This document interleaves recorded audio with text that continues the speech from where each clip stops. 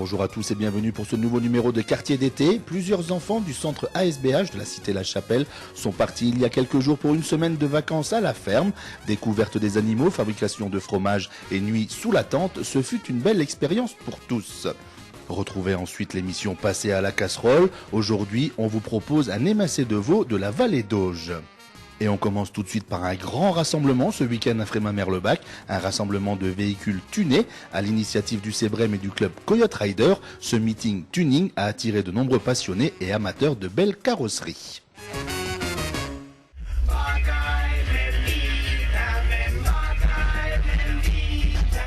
Plus de 300 véhicules venus de France, d'Allemagne, de Suisse ou encore du Luxembourg, record absolu pour cette 5e édition du meeting Tuning et Old School organisé par le CEBREM et le Coyote Rider. Un rendez-vous incontournable en Moselle-Est pour la grande famille des tonneurs, All Shot, Extreme Fusion ou Psycho Cars, tant de modèles présentés, relookés, nés de l'imagination de leurs propriétaires. Un meeting tuning, c'est des voitures qui sont rabaissées, qui sont plus d'origine avec des jantes, des pare-chocs à l'avant, une peinture personnalisée, des aérographes, des vitres teintées. Il y a tout ce qu'il faut, qui pourrait plaire à tout le monde. Alors on prépare ça combien de temps à l'avance? On y travaille toute l'année, on y travaille quelques mois avant, quelques jours avant? Nous on a commencé depuis le mois de janvier à ramasser des lots. Il faut vraiment s'y prendre très tôt, parce que si on s'y prend pas trop tôt, on peut avoir un tuning en même temps et on préfère prévenir tout le monde à l'avance et comme ça il n'y a pas de problème. Vous rappelez un peu le concept de ce meeting en fait sur 2 jours. C'est organisé par qui? Comment ça se passe un petit peu? Alors c'est organisé par le club CEBREM qui s'occupe des enfants handicapés et malades ainsi qu'avec le club Coyote Rider. Donc l'argent sera remis aux Jonquilles à Frémin-Merlebac au mois de septembre. Alors, concrètement, combien de voitures, combien de représentants? Qu'est-ce qu'on peut y voir un petit peu? Alors cette année on a battu les records, on peut voir plus de 200 voitures. Donc c'est déjà super bien. Franchement, ça donne envie presque de faire une larme dans les yeux tellement c'est émouvant.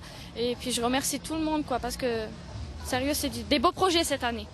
Des beaux projets qui concernent les peintures, les graphismes, l'habitacle intérieur, les moteurs, les jantes ou encore la sonorisation. Certains teneurs n'hésitent pas à faire des kilomètres pour venir à Frémin-Merlebac pour ce meeting. C'est le cas de Damien, le Toulousain. Alors c'est un modèle Golf 3 à la base, où j'ai voulu faire un petit style très rétro. Donc c'est-à-dire que le véhicule est passé en marron, il a un intérieur ancien, c'est du tissu sellier. C'est une voiture intégralement faite par mes mains et avec des amis. Il n'y a aucun carrossier, personne qui est passé dessus, c'est vraiment du maison. Alors moi le tuning je le vois comme une passion, comme un regroupement entre amis. Parce que c'est pas la course aux coupes ou la course aux récompenses, ça c'est un petit peu... C'est sympa de recevoir une coupe pour remarquer un petit peu le coup, mais sinon c'est surtout se retrouver les week-ends, travailler sur les voitures entre nous et passer surtout sur la bonne ambiance et puis les petits regroupements sympas. J'ai eu l'habitude de me déplacer depuis que j'ai eu le véhicule et j'ai déjà fait Brest, j'ai déjà fait Paris, j'ai déjà fait l'Espagne, j'ai bougé énormément et puis c'était l'occasion de faire le nord-est. Ce qui fait un peu la particularité de ce meeting ici en Moselle-Est par rapport aux autres meetings que tu as déjà pu faire? La présence déjà de véhicules que j'ai pas l'habitude. Il y a énormément d'étrangers, et des Allemands, des Luxembourgeois, des véhicules qu'on a peu l'habitude de voir. Une qualité qui est plutôt bonne dans l'ensemble. Et puis surtout pouvoir discuter, échanger avec d'autres personnes, d'autres passions, d'autres styles. Parce que le style entre le sud et le nord est complètement différent.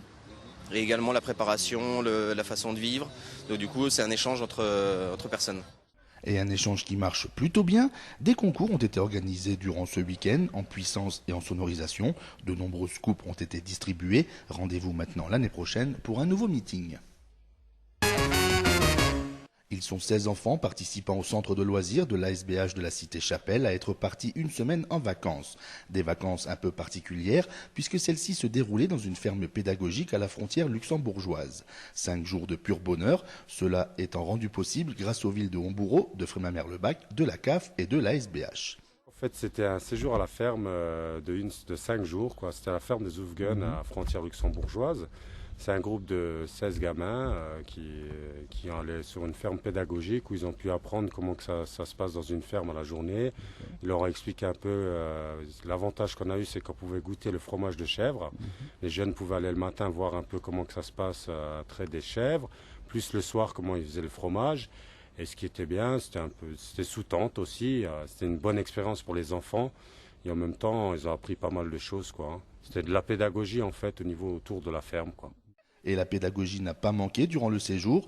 Découverte des animaux, de la faune et de la flore, confection de fromage, visite, soins des animaux, rien ne fut oublié. des poules, Ouais. des lapins, Mhm.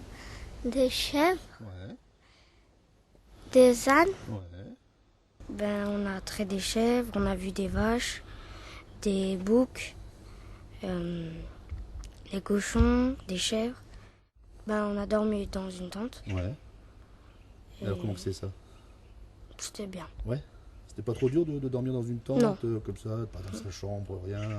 Non. Non. On va dire les tentes c'était un peu difficile au début. On va dire avec le temps aussi, il faut dire on n'a pas eu le temps avec nous, mais bon on a fait avec. Les enfants le début c'est normal, ils sont un peu déboussolés, c'est sous tente, voilà. Mais après ça s'est super bien passé. Les jeunes se levaient juste pour dire. Le deuxième jour on n'arrivait même plus à les lever tellement qu'ils étaient bien dedans. Donc ça prouve que les tentes pour eux franchement super. Après l'ambiance autour c'était super bien. Les jeunes faisaient la cuisine ensemble, ils faisaient la vaisselle, les tâches quotidiennes quoi. Je veux dire. C'était super, même les jeunes sont revenus réjouis quoi. Une belle expérience en pleine nature pour les enfants et les accompagnateurs. Les participants sont revenus pleins de souvenirs.